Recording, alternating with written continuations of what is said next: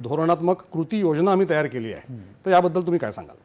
नाही, आता जसं मी पहिला जो तुम्हाला आधारस्तंभ सांगितला, एक जागतिक ताकद भारताला बनवणं, त्याचबरोबर एक लोक चळवळ उभी करणं. कारण खेळ किंवा क्रीडा क्षेत्र हे काहीतरी खेळाडू खेळतायत, ते परफॉर्मन्स करतायत, लोकांशी तसा काही संबंध नाही आहे, लोक त्याच्यात जास्त गुंतलेले नाही आहेत, तो खेळाडू खेळतोय असंच फार पूर्वीचं चित्र होतं. त्यामुळे फार त्याच्यामध्ये आपल्याला काही प्राप्त होतंय आपल्या खेळाडूंना काही क्रीडा क्षेत्राला असं दिसत नव्हतं.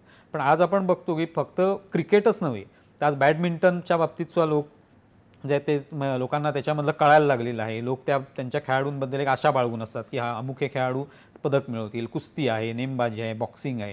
ते हे खेळ जे आहेत ते हळूहळू गेल्या काही वर्षामध्ये इतके वरच्या स्तरावर गेली की आज आपला एक ठसा त्या ठिकाणी निर्माण झालेला आहे की आपण जागतिक स्तरावर जाऊन पदकं जिंकू शकतो आणि तिकडच्या नामांकित खेळाडूंना पराभूत करू शकतो. बुद्धिबळात आपण दाखवून दिलेलं आहे. अर्थात बुद्धिबळ काय ऑलिम्पिकला खेळ समावेश नाही, पण जी ताकद आपण तयार केलेली आहे ती कुठेतरी दिसते आहे त्याच्यामधनं. तेव्हा लोक चळवळ हा खूप महत्त्वाचा भाग आहे, लोकांचा सहभाग. जसा योगा डेच्या निमित्ताने आपण पाहिलं की अनेक लोकांनी त्यामध्ये भाग घेतला. पण आता खेळामध्ये सुद्धा लोक जे ते प्रत्यक्षात केवळ क्रिकेट सामनेच टी व्हीवर बघतात असं नव्हे, तर लोक जाऊन ते टी व्हीवर इतर सुद्धा खेळ प्रकार बघतात. आज तर सोशल मीडिया असल्यामुळे हातामध्येच आपल्याला त्या सगळ्या क्लिप्स म्हणा किंवा ते व्हिडिओज येत असतात.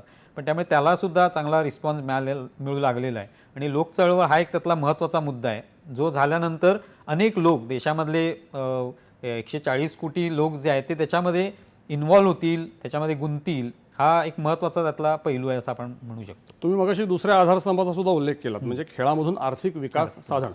हा नेमका